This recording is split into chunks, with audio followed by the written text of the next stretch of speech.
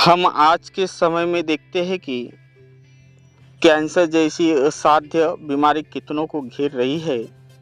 यह चिंतनीय विषय है। अब प्रश्न आता है कि हम इससे कैसे बचें। हम स्वास्थ्य का ध्यान रखते हुए तनाव से दूर रहकर आदि उपायों से कैंसर या किसी भी तरह की बीमारी से दूर रह सकते हैं। अब प्रश्न उठता है कि तनाव कैसे आता है, कैसे दूर करें।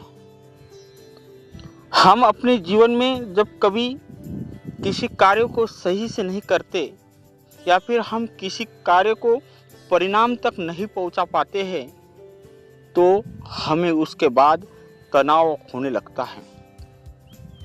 वह हमारे जब जीवन में समस्या आती है तो हम अपने दिमाग और धन आदि के माध्यम से उसका समाधान ढूंढने का प्रयास करते हैं। यह सुनने में थोड़ा अजीब जरूर लगेगा, लेकिन शिक्षा, ज्ञान और धन आदि का अभाव हमारे जीवन में सबसे अधिक तनाव पैदा करता है। हमारे द्वारा आवेगों को रोकने का मतलब अपने आप से दूर होना है, क्योंकि उनका स्वभाव स्वतः बहना है। अंततः समझदारी यही है कि जो बहना चाहे उसे रोका ना जाए। हम जब अपने विचार, संवेदना और स्वभाव के विरुद्ध जाए आदि चलने का प्रयास करते हैं तब हम तनावग्रस्त रहते हैं। हम इसलिए उन्हें संवारने का प्रयास करें, रोकने का नहीं। हम देखते हैं कि रात सुबह का इंतजार नहीं करती, खुशबू मौसम का इंतजार नहीं करती। अंततः हमको जो भी खुशी मिले हम उसका आनंद ले, क्योंकि जिंदगी वक्त का इंतजार नहीं करती। हमें यह सही से समझना होगा कि जीवन होना और सहज सरल जीवन होना क्या है। हम यह फर्क को खुद जाने, अनुभूति करें। एक कहावत है कि दुनिया की सबसे बड़ी बीमारी टेंशन तनाव है। तनाव विचारों की खिड़की से मेहमान बनकर आता है।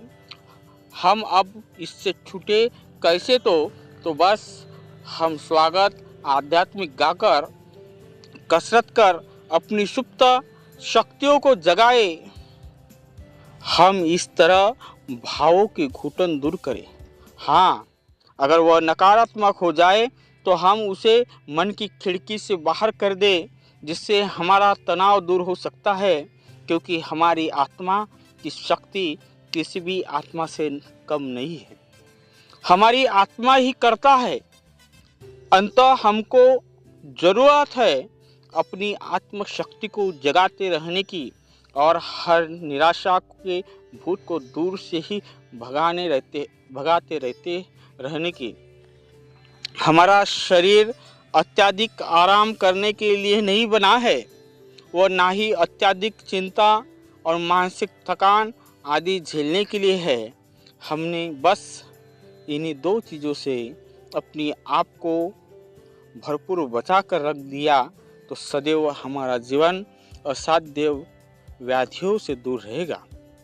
हम देखते हैं कि हमको छोटी मोटी शारीरिक विसंगति होती है, डॉक्टर के पास या दवाई दुकान दौड़कर जाते हैं और यह इंजेक्शन और गोली, फला खुराक आदि लेने में अपनी शान समझ लेते हैं कि हमने शरीर का ध्यान कितना रख लिया।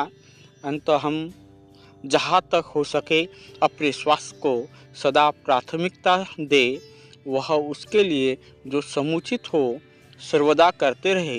हम अपने शरीर को कोल्लू के बैल की तरह कभी न जोते।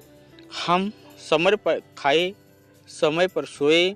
हम प्रातः भ्रमण, व्यायाम, प्राणायाम, योग आदि का नियमित कालभाव की अनुकूलता पर सुयोग रखें। हम देखते हैं कि अंतहीन इच्छाओं की पूर्ति कभी किसी की भी न आज तक हुई है और न हो सकती है। अंततः हम संतुष्ट रहना सीखे। वह प्राप्त ही पर्याप्त है कि गांठ बांध ले। हमारा अपना शरीर ही सबसे महत्वपूर्ण है। हम सही से अपने शरीर को स्वस्थ रखने का प्रयास करें और बाकी सब गौण है। हम शरीर को रोज 1-2 घंटा दें और पूरा स्वास्थ्य का आनंद पाए, जिसे हम किसी भी तरह की बीमारी आदि से बच सके। यही हमारे लिए काम में है।